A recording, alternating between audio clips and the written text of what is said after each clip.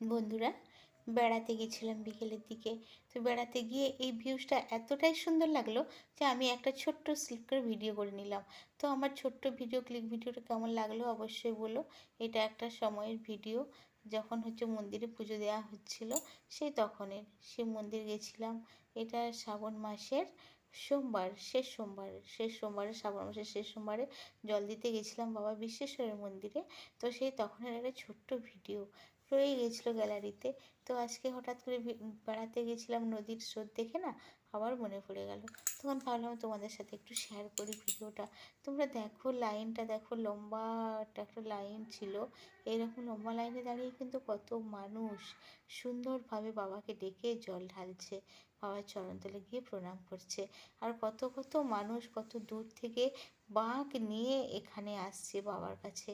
তো আমার তো বেশ ভালোই লাগছিলো। ভিডিওটা রয়েই গিয়েছিলো, ভিডিওটা দেওয়া হয়নি। আজকে ভাবলাম একটু তোমাদের সাথে শেয়ার করে দিই।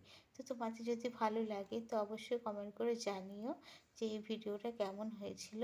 আর ভালো লাগলে আমারও বেশ ভালো লাগবে। তোমাদের ভালোবাসা পেলে আমার যতটা ভালো লাগে